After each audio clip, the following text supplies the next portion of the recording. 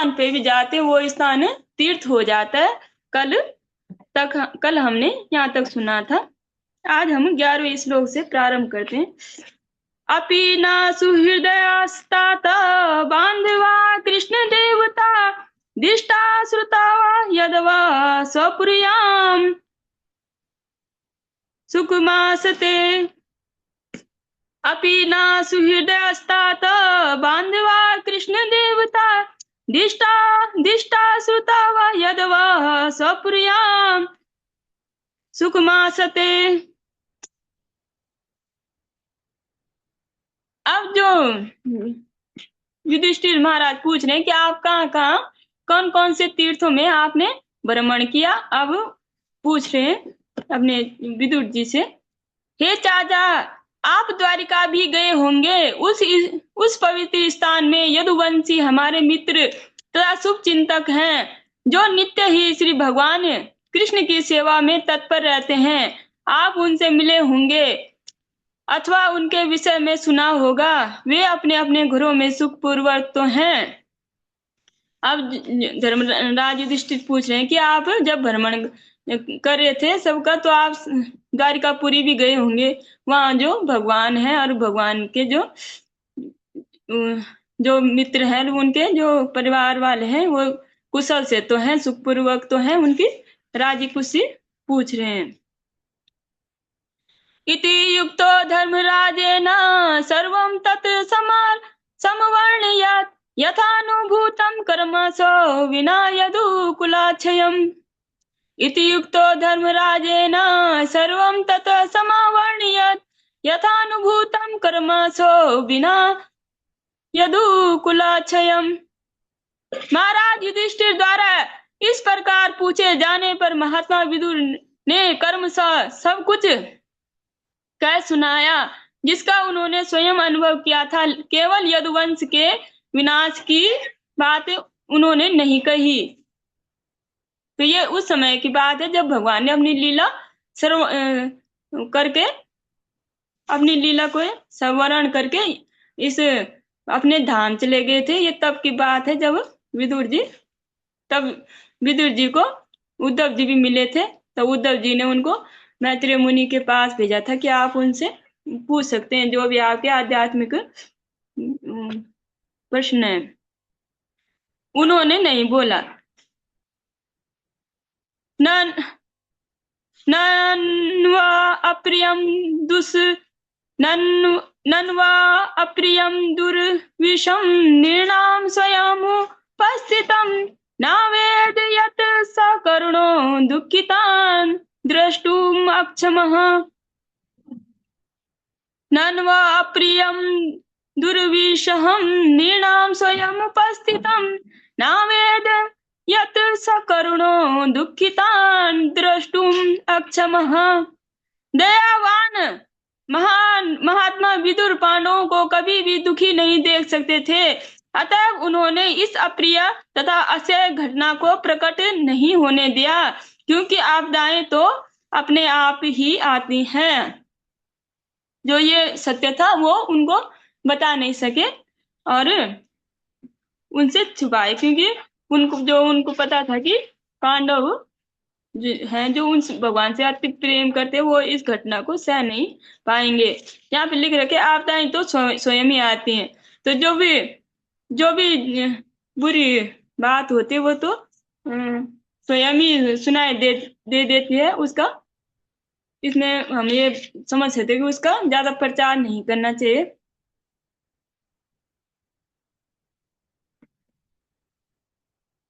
कश्चित् कालम् अथवासीद् सकृतो देवत् सुखम् भ्रातुर्ज्येष्ठस्य श्रेयसः कृत सर्वेषां सुकुमा वहन्। कश्चित् कालम् अथवासीद् सकृतो देववत् सुखम् भ्रातुर्ज्येष्ठस्य श्रेयसः कृत सर्वेषां सुकुमा वहन्। इस प्रकार अपने कुटुंबियों द्वारा देवतुल्य सम्मानित होकर महात्मा विदुर कुछ काल तक अपने बड़े भाई की मनोदशा को ठीक करने हेतु तथा इस प्रकार अन्य सबको सुख देने हेतु वहां पर रहे, कुछ समय तक विदुर जी रहे, ताकि ये लोग इन जो पर्सन है तो वो उनकी प्रसन्नता एकदम क्षीण ना हो, इसलिए वो कुछ समय तक वहां रहे, ताकि उनको लगे कि सब कुछ ठीक है। अभ्रद अर्यम्मा दंडम यथावद अगकारिषु यावद ददार शूद्रत्वं सापाद वर्ष शतम यमः अविभद्र अविभद्र अर्यम्मा दंडम यथावत् अगकारिषु यावद ददारिषु शूद्रत्वं सापाद वर्ष शतम यमः। मंडुक मंडुक मुनि के द्वारा श्रापित होकर जब जब तक महात्मा विदुर ने शूद्र का चरित्र निभाया, तब तक पाप कर्म करने वालों को दंड करने हेतु यमराज के पद पर अर्यम्मा कार्य करते रहे। जो विदुर जी हैं वो यमराज ही को जो मंडुक ऋषि हैं उनके श्राप के कारण 100 वर्षों तक बोला कि आप शूद्र बने और आप जो धरती पे जाए मनुष्य रूप में जन्म लेके आप भी देखें कि कैसे कैसे होता है। जो मंडुक ऋषि हैं इसकी कथा तो आपने पहले भी श्रवण कर रखी है, एक बार थोड़ा संक्षेप में बोले थे। जो मंडुक ऋषि थे तो जो उस समय जब एक राजा थे उनका अभी नाम स्मरण नहीं, तो मंडुक ऋषि अपने आश्रम में तपस्या कर रहे थे, तो जो राजा का धन किसी मतलब चोर चुरा के भाग रहे थे, और उन्होंने जब राजा के सैनिक उनको तलाश करने के तो वो आश्रम में छुप गए। तो जो मंडुक ऋषि थे और वो तो अपनी तपस्या में लीन थे। जब राजा के सैनिक उन्हें ढूंढते आए तो उन्होंने देखा कि जो उन चोरों ने जो वहाँ मतलब वो धन छुपा रखा था, तो उनको ऐसा लगा कि ये तपस्या का ढोंग कर रहे हैं, और तब ये तो मतलब दिन में मतलब राजा का धन लूट के और मतलब चोरों को ये शरणागति देते हैं, और मतलब दुनिया को दिखाने के लिए ऐसे करते हैं कि ये तपस्या कर रहे हैं। और उन्होंने मंडुक ऋषि को पकड़ लिया राजा ने। तो जो मंडुक ऋषि ने तब कुछ प्रतिकार नहीं किया, और उन्होंने उनको उस राजा ने उनको क्या है कि उसको ये सूल पे ऐसे नोकीला रहता है उस पे उनको चुबा मतलब बिठा दिया, और उनके जो गुदद्वार है उनपे वो चुभ गए। लेकिन उन्होंने अपनी योग शक्ति से मतलब पीड़ा का अनुभव न करके अपने शरीर को अत्यंत हल्का कर दिया। उन्होंने राजा का प्रतिकार इसलिए नहीं किया कि इसमें राजा का कोई मतलब कसूर नहीं होता। जो भी होता है कर्मों के हिसाब से, जो कर्मों का जो दंड देते हैं उनके मतलब जो कर्मों का लेखा जो रखते हैं उसके हिसाब से हमें सुख और दुख मिलते हैं। इसलिए उन्होंने कुछ नहीं किया था।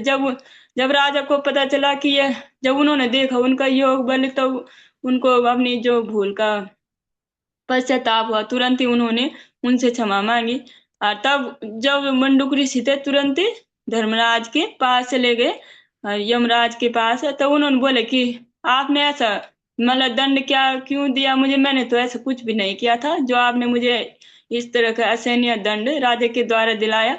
तो उन्होंने बोला कि जब आप छोटे थे तो आपने ये पतंगे के पीछे मतलब खेल खेल में उन्हें चुबा रहे थे, तो उसका दंड ये आपको मिला। तब उन्होंने गुस्सा मतलब बोला कि बच्चों को तो कुछ अक्ल नहीं रहता, आपने इतने छोटे मतलब जो जिसको कोई अक्ल मतलब छोटे बच्चे थे वो, तो उसका दंड आपने इतना बड़ा मतलब किया था। तब उन्होंने धर्मराज को श्राप दिया कि आप भी मतलब मनुष्य योनि भोगे, और से शूद्र कुल में मतलब शूद्र कुल तो नहीं है, कुल तो वो था पर लेकिन शूद्र उनकी माता दासी थी, तो उसके गर्भ से आप जन्म लोगे और आप देखोगे कि पृथ्वी पे किस तरह से होते मतलब जो कर्म जीव करते हैं आप भी उसी तरह से करोगे। तब तब मंडुक ऋषि ने ये भी तब धर्मराज को भी अपने मतलब थोड़ा भूल का था, क्योंकि बच्चों को इतनी अक्ल नहीं रहती। तब ये निश्चित हुआ कि जब तक 12 साल का नहीं हुआ बच्चा, मतलब 12 साल की जब तक उसकी बुद्धि विकसित नहीं हुई, तब तक जो वो कर्म करते हैं वो क्षमा के योग्य होते हैं। तो अगर कोई बड़ी जब उसकी बुद्धि विकसित हो गई है तब करे, तो तब उसको दंड का विधान है। तब से जब से मंडूक ऋषि ने उनको श्राप दिया। अगर छोटे बच्चे हैं उनको भूल से कोई कृत्य हो जाता है तो उनको दंड नहीं दिया जाता। तो इस तरह से जब मंडूक ऋषि ने उनको अम, श्राप के कारण वो जो विदुर के रूप में उन्होंने दास के गर्भ से जन्म लिया। और 100 वर्षों तक वर्ष वर्ष शतम यम 100 वर्षों तक वो रहे।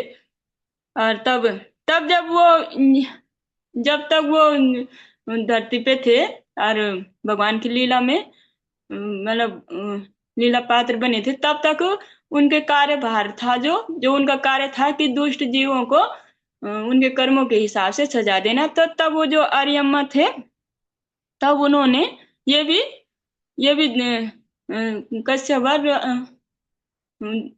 कश्यप और उनके पुत्र थे,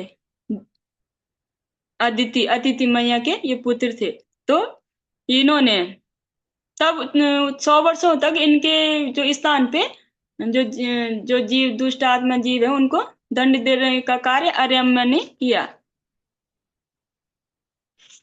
जब तक वो पुनः अपने कार्य में वापस नहीं आ जाते, अपने श्राप से मुक्त होके।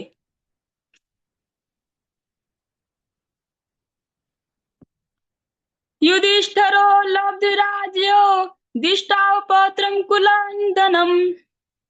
कुलान्धरम् भ्रातृभिर्लोकपालोभिर्मुमुदे पर्याश्रियः।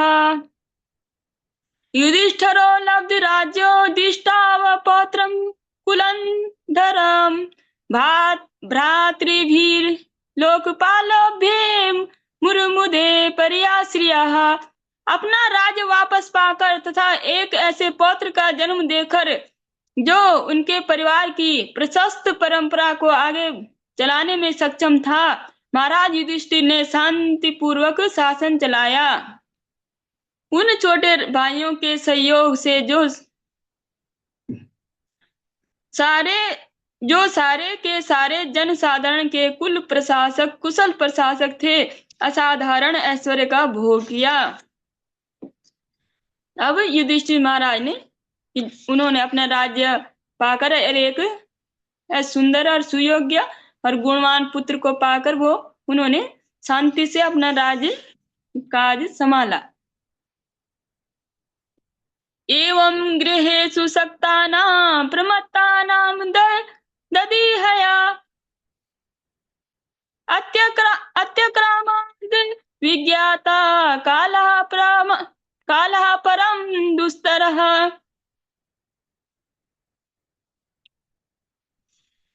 एवं गृहेषु सक्तानां प्रमत्तानां तदीहया अत्यक्रामाद् अविज्ञातः कालः परं दुस्तरः। जो मनुष्य घरेलू विषयों में अत्यधिक लिप्त रहते हैं और उन्हीं के विचारों में मग्न रहते हैं, उन्हें दुस्तर सनातन काल अनजाने ही धर दबोचता है। जो ऐसे व्यक्ति रहते हैं, ये उनके लिए नहीं बोला जा रहा है कि वो पहले श्लोक में आया ना कि उन्होंने एक अच्छे पौत्र और अपने राज्य पाकर वो सुख मतलब शांति से अपना शासन चलाने लगे। लेकिन ये इस लोग उनके लिए नहीं, ये उनके लिए है जो मनुष्य जो गृह मेधी होते हैं और जो बोलते हैं कि जो हमारा घर है वो वही हमारे सब कुछ है, जो हमारे परिवार वाले हैं उनका भरण पोषण करना ही हमारा धर्म है और हमारा कुछ धर्म नहीं है। तो ये उनके लिए बोले जा रहे हैं कि जो मनुष्य घरेलू विषयों में अत्यधिक लिप्त रहते हैं और उन्हीं के विचारों में मग्न रहते हैं, उन्हें दुस्तर सनातन काल अनजाने ही दबोच लेता है। क्योंकि काल मतलब मृत्यु कभी भी सबके ही पास आती है अंततः काल के रूप में। तो बोले कि उनको धर दबोच देता है। विदुरस्तदाभिप्रेत्यादिष्टिराष्ट्रम् अभासत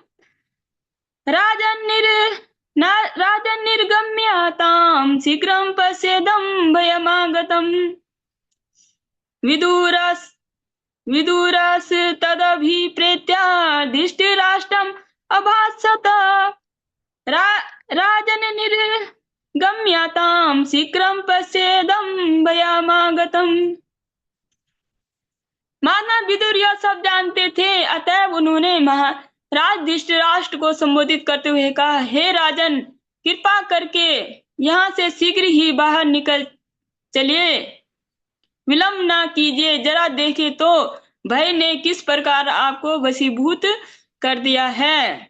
अब कुछ समय तक विदुर जी वहां रहे और जो धर्मराज युधिष्ठिर है वो भी अब शांति से बोल की जो उनके प्रिय चाचा थे वो भी वापस आ गए हैं और इस तरह से अब उनको वो अपने राज कार्यों में अब वो थोड़ा बिजी हो गए।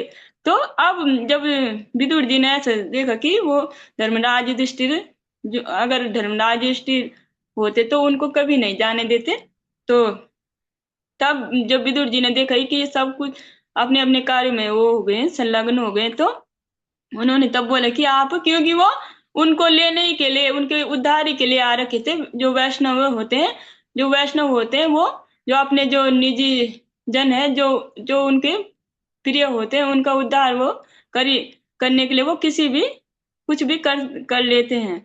तो जो माधव विदुर है उन्होंने धृतराष्ट्र को संबोधित किया कि आप चलो यहाँ से, और मतलब यहाँ से मतलब भगवान की शरण में चलो।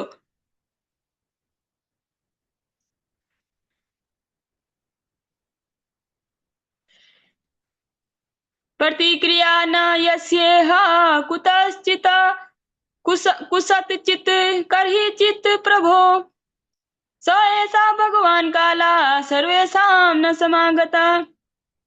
प्रतिक्रिया न यस्येह कुतश्चित् कुस कुसचित् कर्हिचित् प्रभो स एषा भगवान काला सर्वेषां न समागता।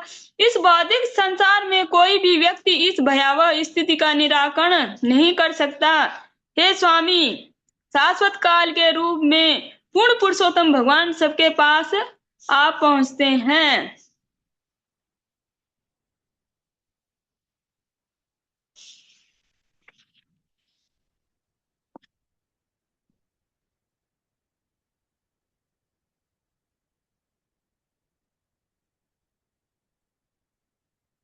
येन चैवाभिपन्नोऽयं प्राणे प्रियतमेरपि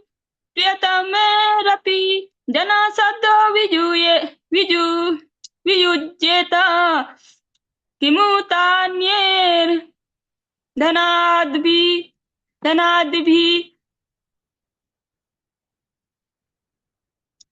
येन चैवाभिपन्नोऽयं प्राणे प्रियतमेरपि जनः सद्यो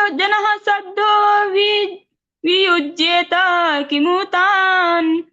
किमु ताने धनार्दिभिः।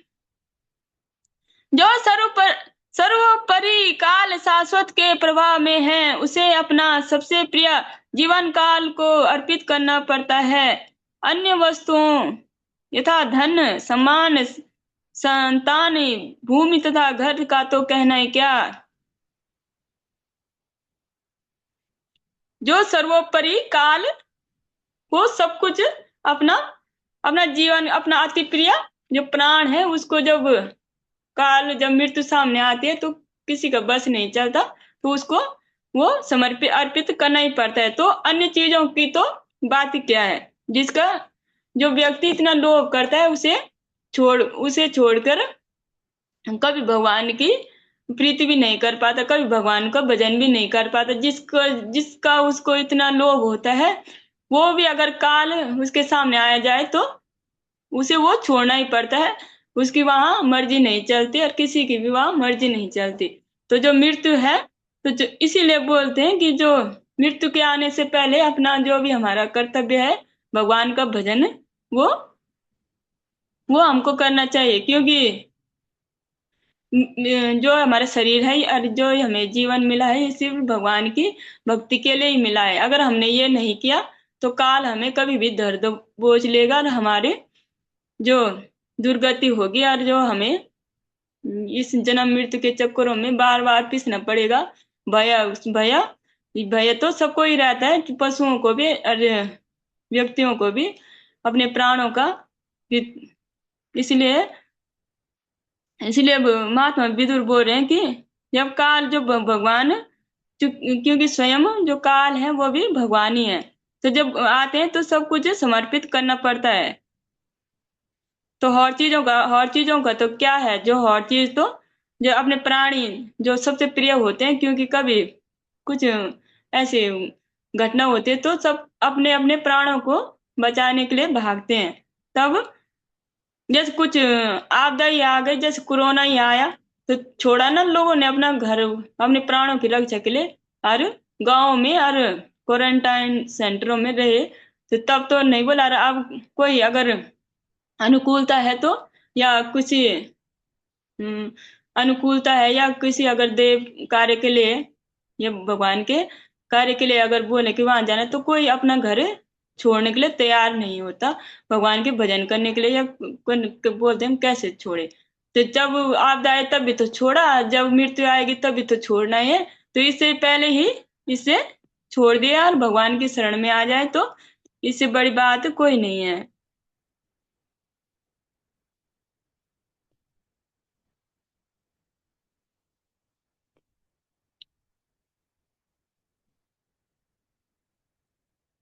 पितृ पितृभ्रातृ सुहृदयात् पुत्राहतास्ते विगतं वयम् आत्मा च जर्याग्रस्ता परगेहामुपाससे।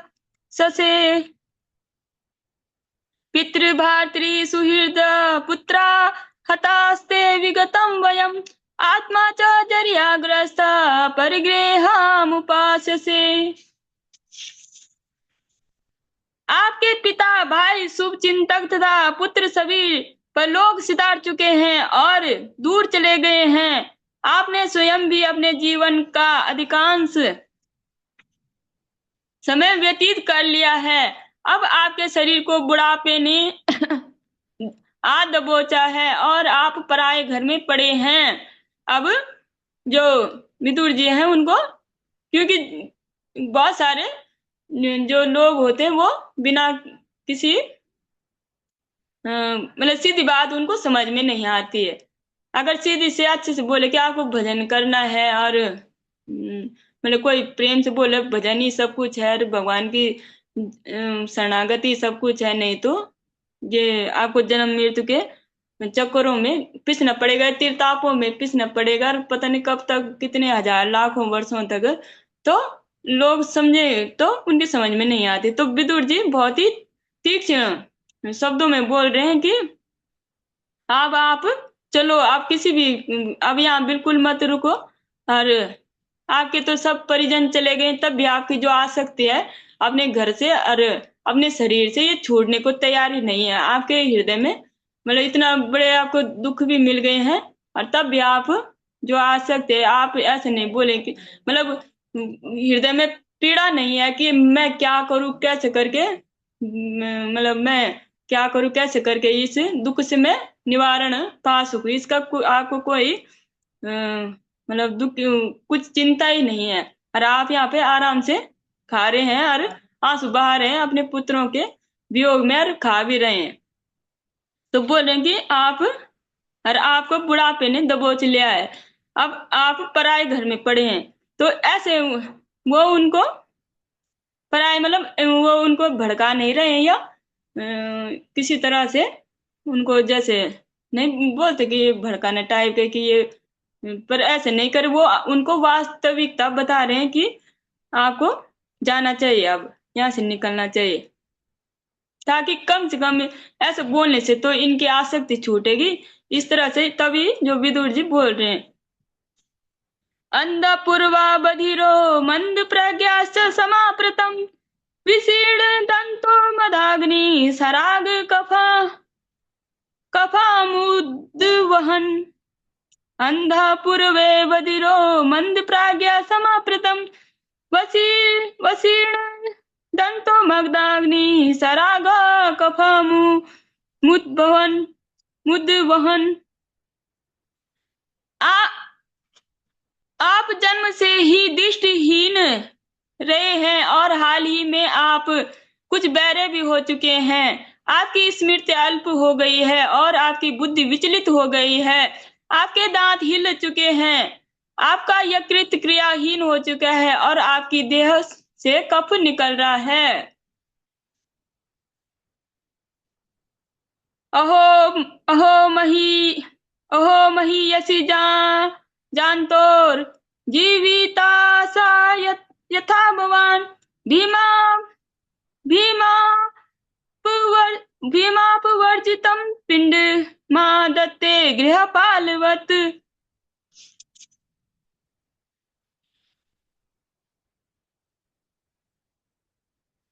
अहो महीयसी जानतोर जीविता सा यथा भवान भीमा भीमा पर्व भीमापवर्जितं पिंड मा मादते गृहपालवत्।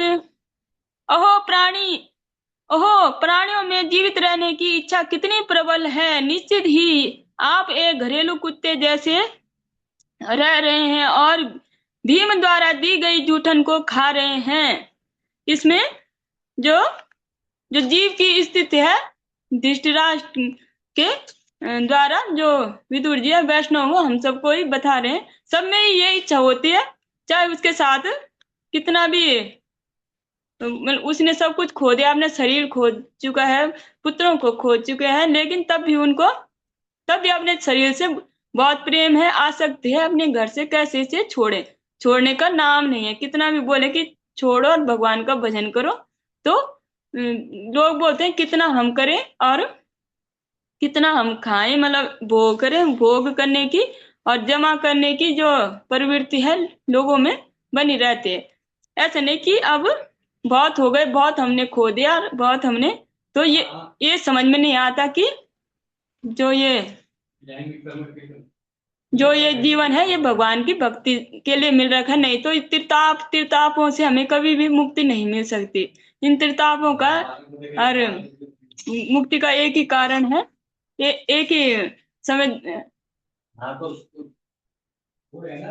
समाधान है कि भगवान की शरणागति।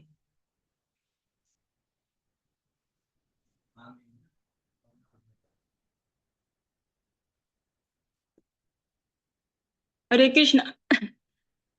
आजकल मंदिर में कुछ काम चल रहा है, इसके लिए आज इतना ही हम श्रवण करेंगे। इससे आगे हम कल श्रवण करेंगे। वांछा कल्पतरुभ्यश्च